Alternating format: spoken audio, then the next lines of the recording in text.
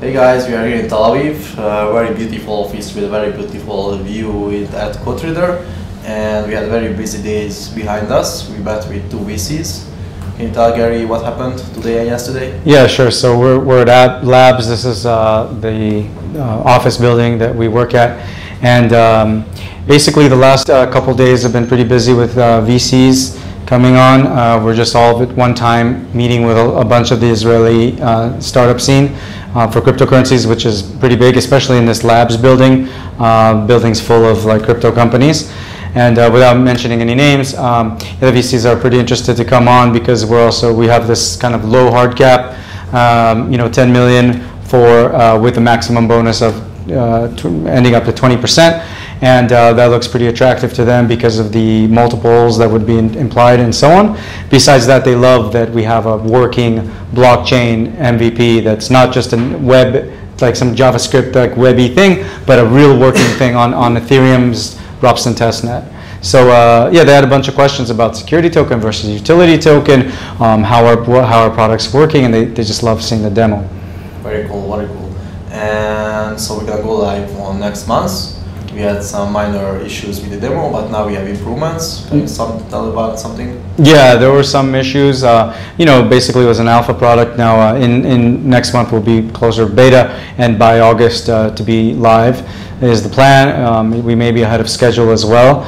If, for example, today David solved a small issue where it just took a couple hours. So this is a new territory. Not that many people are developing. So, for example, for a smart contract to send assets to another smart contract, you got to add a little line in there. And the only place that you can find anything about it is like Ethereum stack, and it's like zero like responses to it, just like some quiet little note about it. But so we're solving these issues. We're really in the forefront of this development space.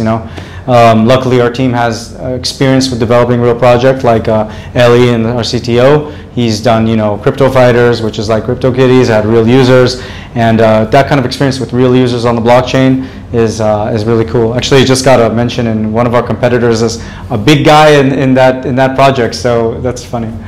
Nice, cool. And about the dates, the public ICO? Yeah, so about the dates. So basically the public ICO to end by August is the plan. Everybody knows now that funds are really the major things. I mean, you raise most of the money in funds, and then the ICO is sort of a community building exercise now. If it's not known, then it should be known. Maybe it's like not a secret or anything like that. It used to be maybe the crowdfunding, or who knows who was going in, but it was sort of like a crowdfunding would be the major thing. Now it's the funds that go in big, and the ICO is the cream on the top. But that being said, we're working on a referral system, just like Airbnb. When you refer a friend, you put like $100, and they reward you for because user acquisitions, real platforms that have real users, care to bring users on board, and it's called user acquisition. It costs money, and a new user for Airbnb could be worth $100, for example. So anyhow, we want to cut through the middleman, very much in the spirit of this blockchain world. Instead of paying advertisers $50 or $100 to come bring in a person, why not just give the money to the people, give the people what they want, right? So a referral program that benefits both the referrer and the referee, proof of caring or whatever, but then we want to validate it's real people, not that people can abuse the system like KYC. Which is actually kind of a bummer because we wouldn't normally need to do a KYC because we're a utility token. So the KYC would only be if you want to get the bonus tokens. So this is all scheduled for in the next few weeks. We're going to start some of this referral wildfire. People are going to complain in some sense, because so many people are talking on Reddit about our airdrop and this and that. It's almost like too much. And now with the referrals giving upwards of 20 or 30%, up to 50% perhaps even total, it's gonna be all over the net. So yeah, exciting.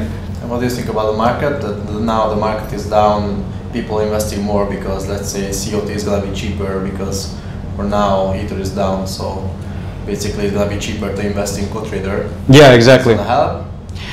Yeah, so it helps and it hurts. The market is down, so people are less optimistic. On the other hand, any little boom that comes, then it seems like people just jump back in. Like it's very easy to get the bull action. You just 1 or 2 days of up trading, and then you get that. So it works sort of both ways that way.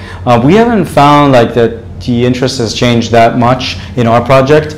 I guess it's because some blockchain projects, they don't really have a real need for a blockchain in some sense. If you really look at it, even if they say that they do, I don't want to name names, but it just doesn't make sense really.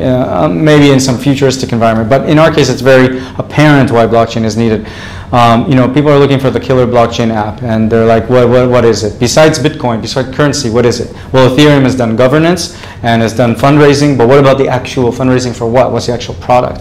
So, CoTrader, it's the first time in history you can invest together with someone, but you can always pull your money back out of the smart funds because the smart contracts are holding the money. We're not custodians, the fund manager is not custodians, the Ethereum blockchain is the custodians holding the funds. So I feel that the market has not affected us that much in short, but we're also looking to an upside soon. Like I think that the market has come down a lot, like from the peak. Now I wouldn't say it crashed because this peak was just sort of a momentary peak. So it's just kind of come down to where it was.